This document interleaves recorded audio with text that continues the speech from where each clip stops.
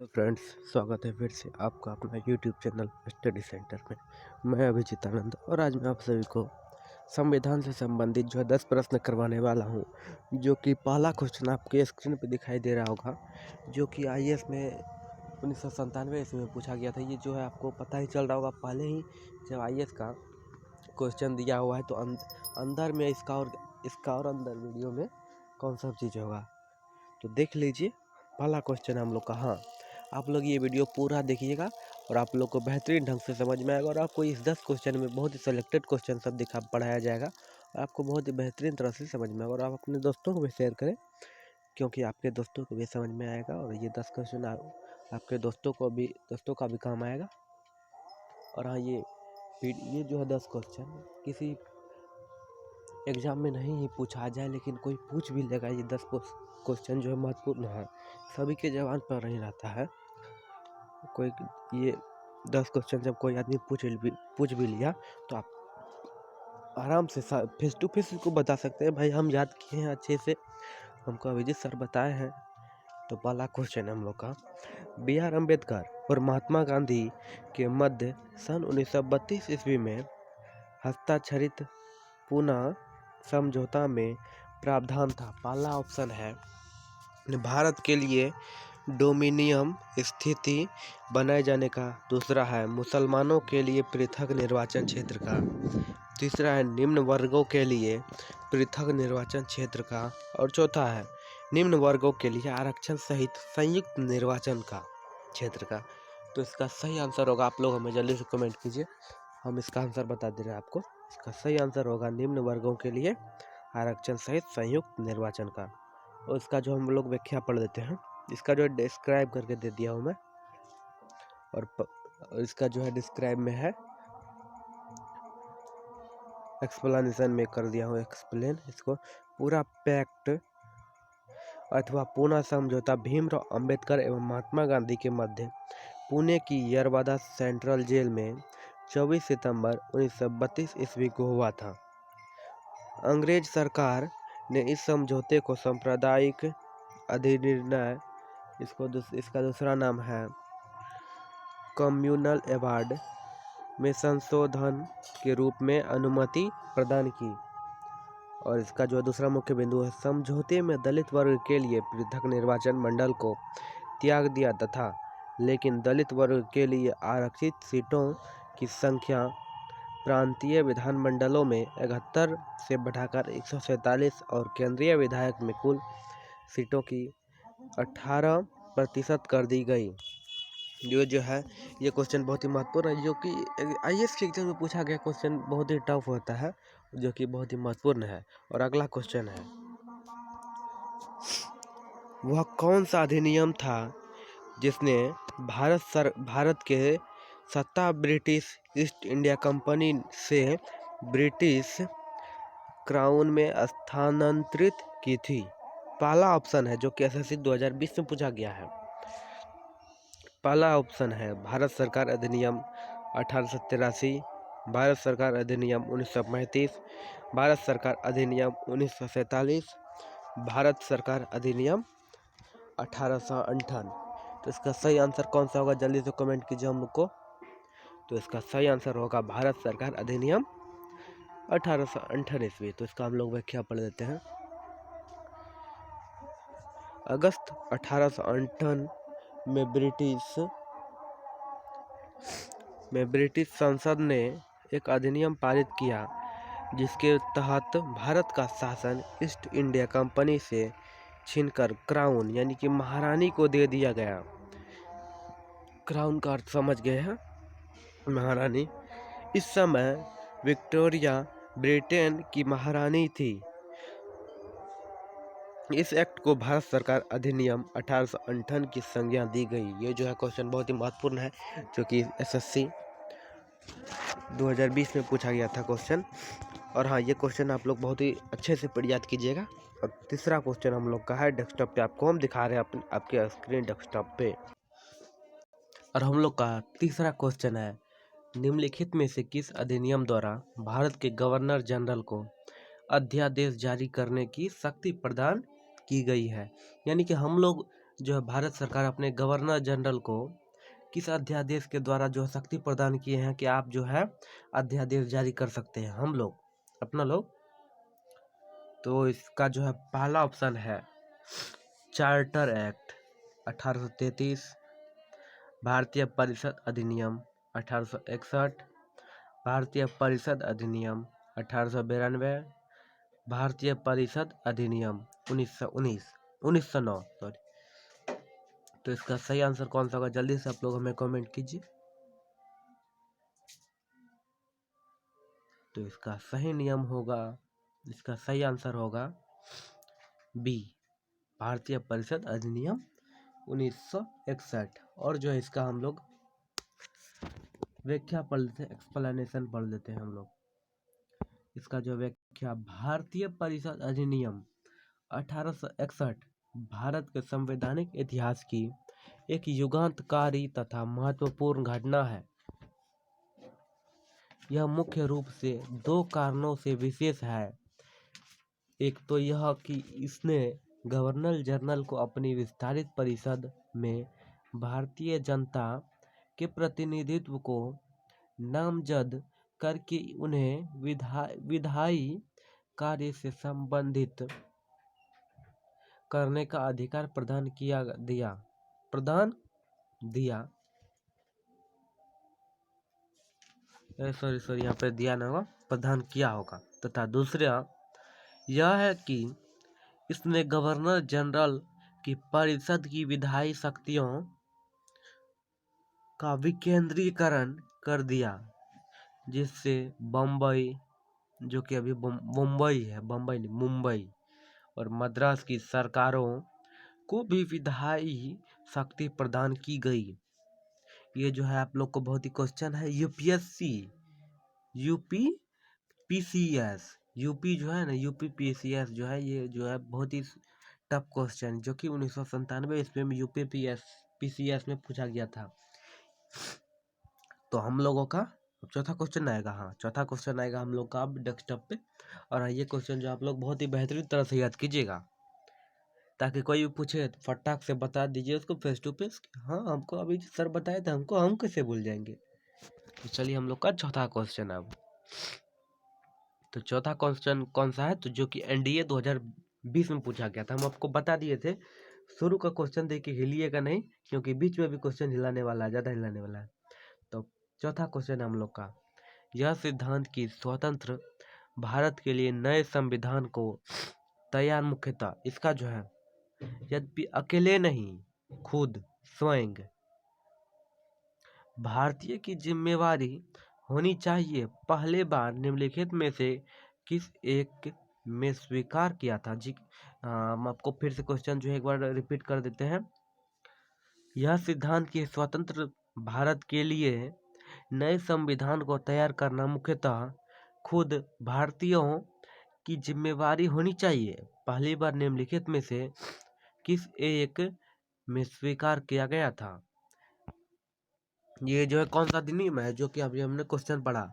तो ये जो हम लोग का है चौथा क्वेश्चन है। तो अब पहला इसका ऑप्शन है, चौथा क्वेश्चन का पहला ऑप्शन, भारत सरकार अधिनियम 1935, जो कि ये नहीं होगा, अधिनियम पूछिए न रहा है।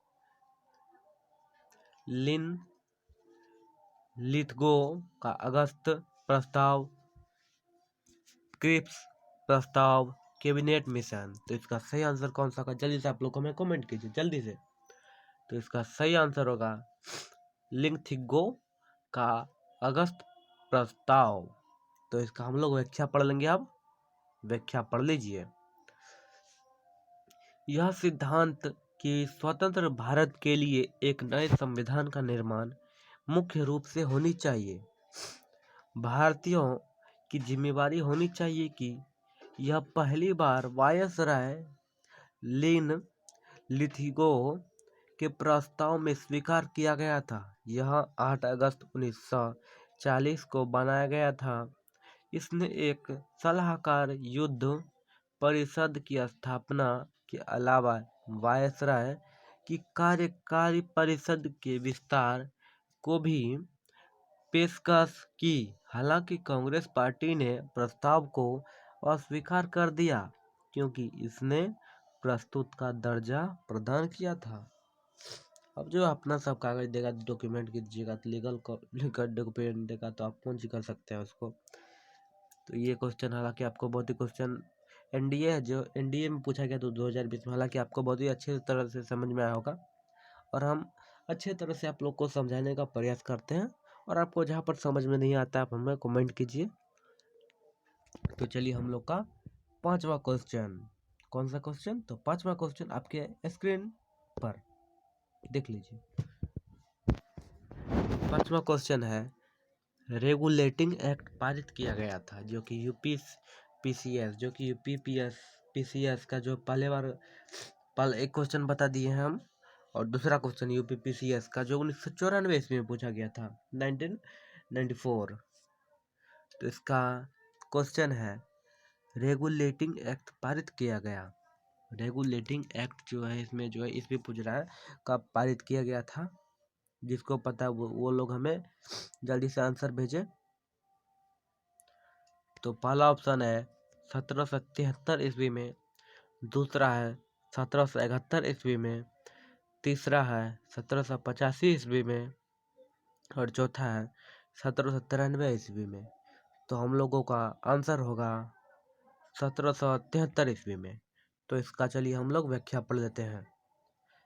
रेगुलेटिंग एक्ट का उद्देश्य भारत में ईस्ट इंडिया कंपनी की गतिविधियों को ब्रिटिश सरकार की निगरानी में लगाना था।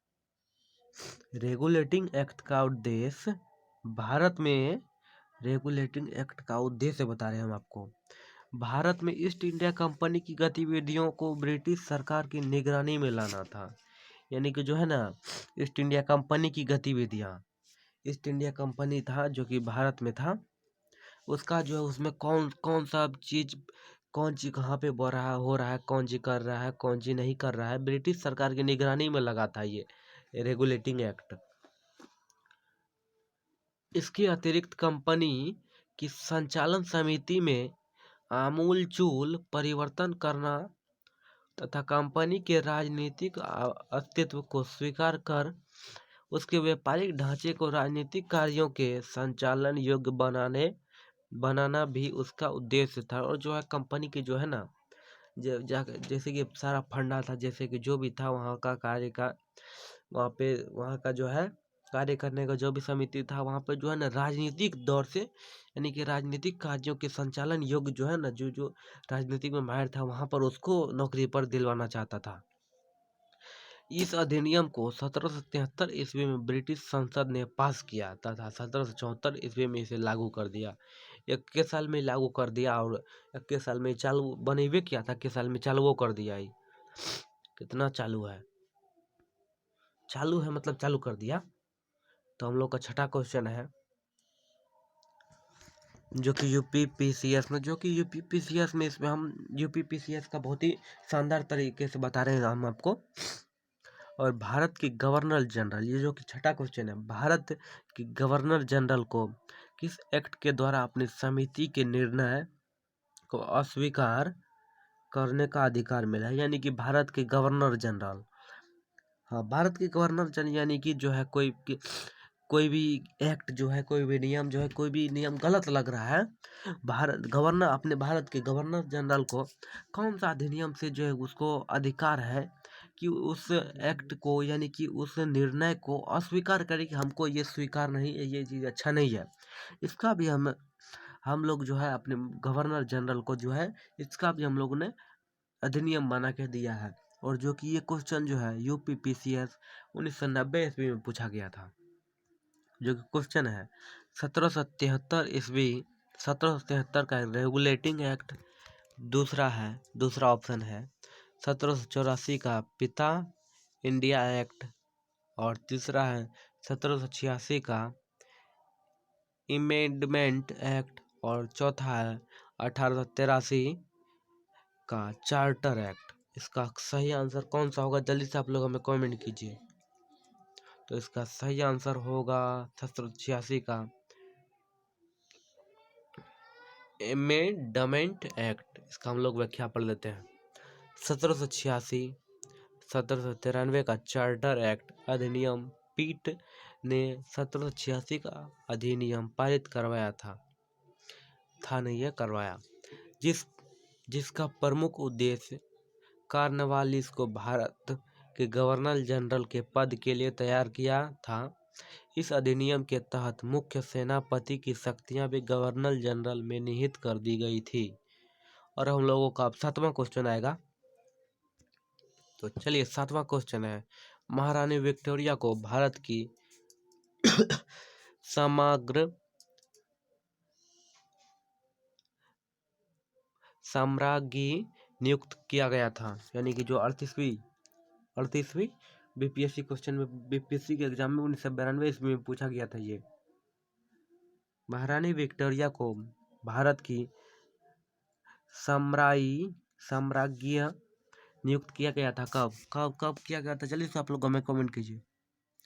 तो इसका सही आंसर होगा पहले ऑप्शन 1885 ईस्वी, 1875 ईस्वी, 1870 ईस्वी, 1858 ईस्वी। तो इसका सही आंसर कौन सा होगा? जल्दी से आप लोग हमें कमेंट कीजिए। तो इसका सही आंसर होगा 1877 ईस्वी। तो इसका हम लोग व्याख्या पढ़ देते हैं। महारानी विक्टोरिया जन्म 24 मई 1819 ईस्वी और इसकी मृत्यु हुई थी 22 जनवरी 1901 ईस्वी को। 1837 ईस्वी में ग्रेट ब्रिटेन और आयरलैंड की महारानी के रूप में सिंहासन पर आरूढ़ हुई थी। 1877 ईस्वी में उन्हें भारत की साम्राज्ञी घोषित किया गया था। अपने उदार विचारों के कारण ही वह भारतीय जनमानस में प्रसिद्ध हुई थी। मात्र 18 वर्ष की उम्र में ही विक्टोरिया राजगद्दी पर आसीन हो गई थी। भारत का शासन संबंध 1858 ईस्वी में ईस्ट इंडिया कंपनी के हाथ से निकलकर ब्रिटिश राज सत्ता को सौंप दिया गया। इसकी जो उद्घोषणा महारानी के नाम से की गई, उससे वह भारतीयों में जनप्रिय हो गई, क्योंकि ऐसा विश्वास किया जाता है कि उद्घोषणाओं में जो उदार विचार व्यक्त किए गए थे वे उनके निजी और उदार विचारों के प्रतिबिंब स्वरूप थे। ये जो है आपको बहुत ही क्वेश्चन है, महत्वपूर्ण क्वेश्चन है। तो और हम लोग का 9वां क्वेश्चन, नहीं 9वां नहीं, 8वां। सम्राज्ञी विक्टोरिया ने 1858 की घोषणा में भारतीयों को बहुत सी चीजें दिए जाने का आश्वासन दिया था। निम्न आश्वासनों में से कौन सा ब्रिटिश शासन ने पूरा किया था? अरे नेता सब तो बहुत ही आश्वासन देता है, हम ये करेंगे वो करेंगे, उसमें से पूरा कौन किया था विक्टोरिया ने? क्योंकि 1858 की घोषणा में जो भारतीयों को बहुत सारा आश्वासन दिया तो उसमें से कौन सब चीज पूरा किया, उसका जो है वो पूछ रहा है यहाँ पे। पहला ऑप्शन है रियासतों को हड़पने की नीति समाप्त कर दी जाएगी। दूसरा ऑप्शन है देशी राजवाड़ों की यथास्थिति बनाई रखी जाएगी। और तीसरा है भारतीय व यूरोपियन सभी प्रजा को समान व्यवहार मिलेगा। भारतीय के सामाजिक व धार्मिक विश्वासों में कोई हस्तक्षेप नहीं होगा। तो इसका सही आंसर कौन सा होगा? जल्दी से आप लोग हमें कमेंट कीजिए। तो इसका सही आंसर होगा देशी राजवाड़ों की यथास्थिति बनाए रखी जाएगी। तो इसका हम लोग व्याख्या पढ़ देते हैं। रानी विक्टोरिया की दिनांक 1 नवंबर 1858 की घोषणा के अनुसार यह उद्घोषित किया गया कि इसके बाद भारत का शासन ब्रिटिश राजा के द्वारा व उनके वास्ते सेक्रेटरी ऑफ स्टेट द्वारा चलाया जाएगा।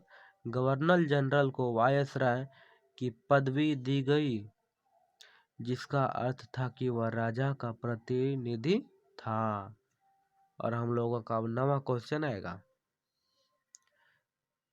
मिट्टो मार्ले सुधार का उद्देश्य क्या था, जो कि IAS 1992 ईस्वी में पूछा गया था। मिट्टो मार्ले सुधार यानी कि कोई सुधार किया गया था जिसका कि नाम है मिट्टो मार्ले।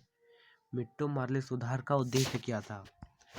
पहला ऑप्शन है पृथक निर्वाचन प्रणाली, दूसरा है भारतीय की भागीदारी बढ़ाना, दूसरा है युद्ध में सहयोग हेतु तैयार करना, दूसरा है पूर्ण स्वतंत्रता देना। तो इसका सही आंसर कौन सा होगा, आप लोग हमें जल्दी से कमेंट कीजिए। तो इसका सही आंसर होगा पृथक निर्वाचन प्रणाली, और इसका हम लोग व्याख्या पढ़ते हैं। मार्ले मिंटो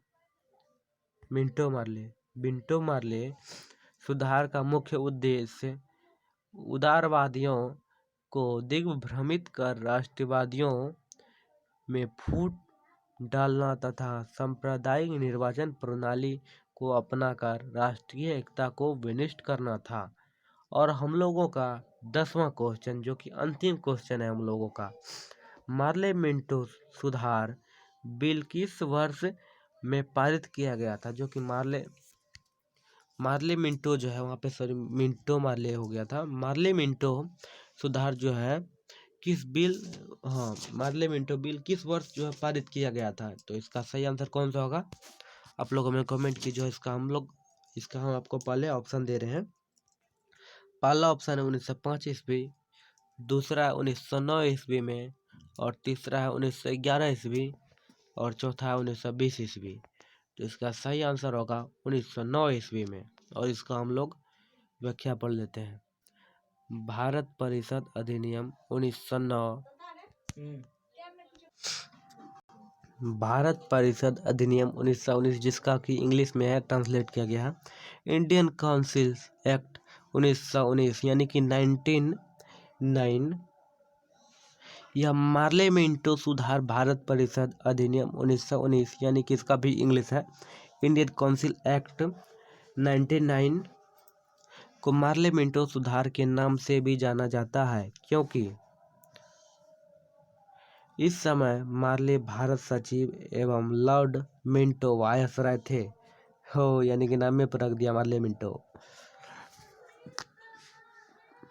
मार्ले जो है भारत का सचिव था और मिंटो वायसराय था, इसलिए पहले मार्ले का नाम आता है। इन्हीं दोनों के नाम पर इसे मार्ले मिंटो सुधार की संज्ञा दी गई थी।